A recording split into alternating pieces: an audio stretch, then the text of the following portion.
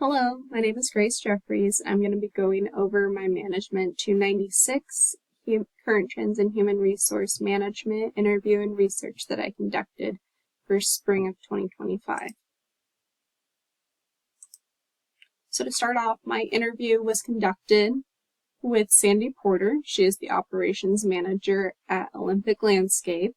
She has approximately 15 years of administering human resource functions for the company, as well as an additional 10 years previously performing primarily accounting functions at other construction-related companies. She has an associate's with an emphasis in accounting from Pierce College, and she administers our human resource functions for a company of up to or less than 100 employees on average. Currently, we are below 50 employees, I believe. Human resource issues and laws that were noted in our conversation were the issues of prevailing wage and how we apply it for our organization, as well as employment eligibility forms. Prevailing wage is what is determined by the location of a job. So we are with that being that we perform these jobs at various locations, if a job is located in a zip code that has a higher minimum wage, we have to pay the difference of that minimum wage, from my understanding of how it was explained, to the employees, and we have to charge the customers based on that prevailing wage rate. Employment eligibility issues. We have employees that are of immigrant status, or they are here on a work visa.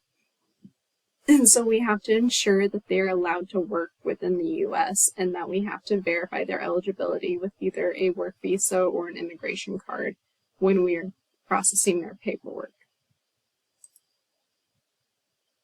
For the behavioral issue or the behavioral job interview questions, the primary focus of these were to help to identify how people manage situations and how they react.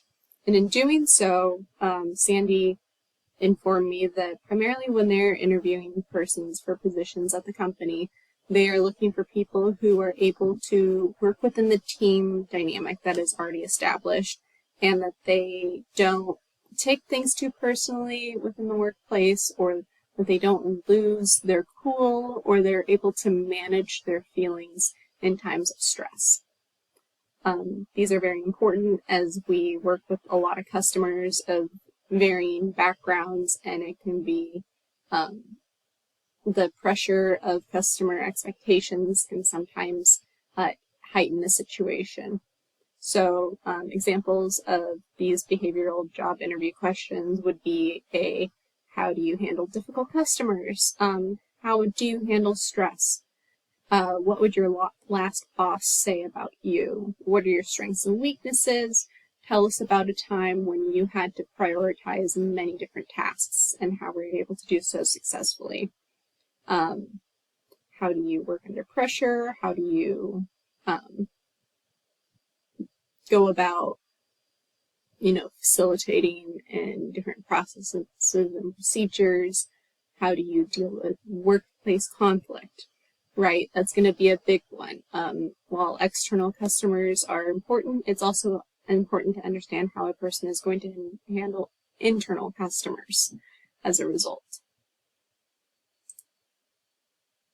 Transitioning over, 5 specific soft skills that were mentioned in our interview was communication, communication, communication.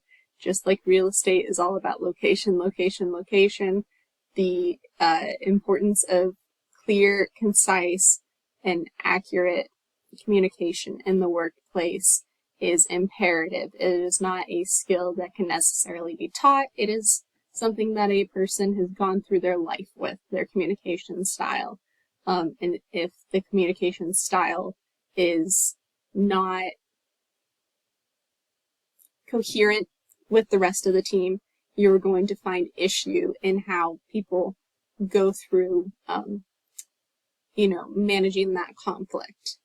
Teamwork is another soft skill that was important to be noted. She's looking for the ability to work within a team and or independently, for that matter. They're kind of inverse there, to be able to problem solve and manage different changes as they occur, and to also be able to perform things in a timely manner, to have good time management skills. These are all soft skills that can be taught over time, but if an employee or a candidate does not have a strong foundation in these skills, it is very difficult to teach them and reformat how that person operates as a whole. So moving on to how you can help people effect change, professional development opportunities and designing professional development opportunities for employees. So primary factors that were listed in our interview and from research were to make sure that goals and expectations are clearly communicated, to walk through any barriers that the employee may be experiencing in achieving those goals and expectations, aligning employee goals and organizational goals, long-term and short-term. You're going to get the best return on investment from an employee when you are able to work with them to align the employee's goals and the organization's goals, because you will have a coherent flow through of the work that they're putting in, essentially. Also, professional development, it's twofold. It's either trying to get the employee to do the job that they currently have, or it's also advancing them into another opportunity within the company and working with them to put them into that position. Some employees may come into a position because they either don't have the time in industry, or a job wasn't available at the time that they were applying, so they'll take a lower position and that they may be overqualified for, but not to say that they can't perform those job functions, but the opportunity for them to advance within the organization, and through opportunities such as shadowing or temporary positions or even an internship style role. It creates invaluable experience, and it helps the organization to perform these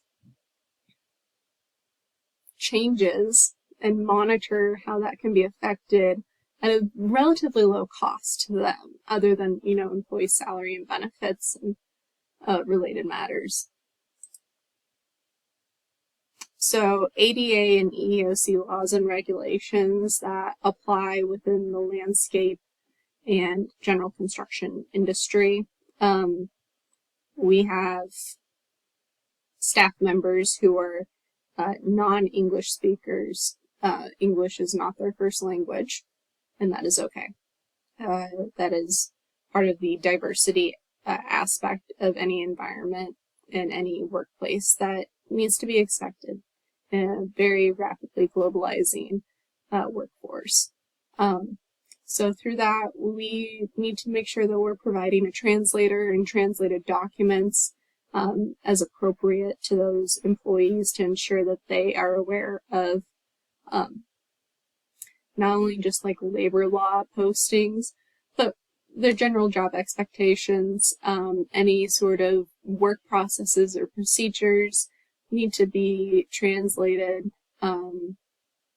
and monitored to ensure that they're not out of date as well. Reasonable accommodations. This is available to both exempt and non-exempt employees. We want to see that people with disabilities are able to be valued in the workplace, and that as long as it doesn't cause undue hardship to the company or the organization, that their needs are being met to be able to help them perform their essential job functions. And ensuring compliance with all ADA and EEOC laws and regulations is another major aspect of this. We do see that sometimes having persons who maybe don't speak the same language, there can be a miscommunication, and the immediate reaction will want to be to shy away from the interaction, and that's not okay. We need to ensure that we are creating an equal opportunity EEOC for all persons in our workplace, regardless of our personal feelings on the matter. So for my job descriptions, I sort of mirrored the service manager and service administrative assistant job positions that were given to me by Sandy. I chose these because one of them is my position. I'm an admin assistant, and but I've been taking on some service manager functions as well, and it was a really eye-opening experience for me to go through and read what aspects within that were related to what is considered exempt and what isn't considered exempt. Primarily, a lot of the functions that I have taken on from the service manager are not managerial functions. They still fall within an administrative or clerical or routine style work that needs to be performed. I'm not making any decisions for the organization. I am merely documenting the information for them. And that falls under a non-managerial function. Now, if I was making decisions for staffing or major expenditures or anything related to that, hiring, firing decisions, that's when I would be looking at that exempt style position. So for my training curriculum outline, I focused it primarily to an administrative professional within a service-related field. So anything like HVAC or automotive or construction, electrical, anything of that nature. I would note that when you are going to go do a training curriculum outline, that you need to prioritize what your organization needs. It's imperative that you review your internal processes and procedures and the workflow, and ensuring that the those outlines are also standardized based on the position types. So in setting that standardized level, you can also assess where a candidate comes in and what their qualifications are prior to that. And it can accelerate the timeline for meeting the completion of that curriculum outline, or it can be a stopping point to go, we need to add additional time onto this curriculum outline for you to assess X, Y, and Z aspects of this job. But you do need to ensure that that curriculum is focusing on the primary functions of the position that you are hiring and training for, essentially. I would not do anything that would be relating to a cross-training opportunity. That would be a joint team task that would need to be performed. But ultimately, I would recommend first training for the primary position and then training for any additional outside team interactions that would need to be included.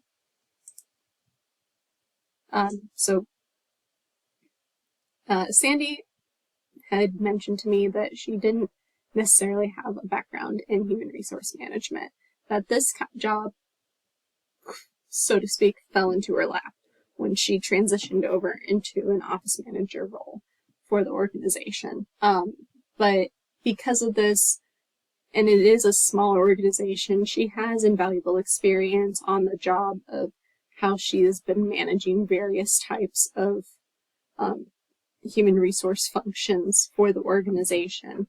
One of the things that she did recommend, though, besides being self-taught, was to pursue an internship to learn if your employer has any HR-related tasks that you can complete without violating confidentiality or compliance matters, if you can take some trainings with them on the matters. I would recommend looking to join your local Society for Human Resource Management chapters, and to work with the organizations in your related industry to see if anyone has a low-level position that you can work your way up into. So current challenges in the HR industry that I think we're going to see for the foreseeable future is a lack of qualified and talented individuals to fill business needs. Promoting team cohesion with current climate, political climate, social climate. It's going to be a bit of a upswing in discourse within the workplace, based on, political happenings and how to safely manage those discourses within the workplace, and how to promote team unity in those instances. And additionally, I foresee that we're going to experience policy changes as administrations go through their changes throughout their timelines and their their plans for how legislative sessions should go. I assume that we're going to see changes in how programs or acts like EEOC and ADA are applied both federally, and what the implications of that are going to be. Not to get too political or anything, but it'll be concerning, dependent on how the direction takes, and how smaller or medium-sized organizations are going to have to take that impact of the blow to those changes, and how persons with disabilities under the ADA or even people who are under EEOC are going to be impacted by any of those policy changes. There's some for the better, some for the questionable, but we'll see how that rolls and how it plays out. And I just recommend to HR professionals that you stay on top of how your state is applying these federal changes and how the federal changes are going to impact your industry. I would recommend brushing up on how to promote team unity and team cohesion within the workplace and how to manage conflict. And then I would start exploring different options on how to market the organization and fill the positions you may have open, and how you can, work to creatively fill those positions. But I thank you for your time. Please let me know if you have any questions or concerns, and I really appreciate you taking your time to listen to my presentation regarding current trends in human resource management, my subsequent interview, and research relating to it. Thank you so much. I hope you have a wonderful day.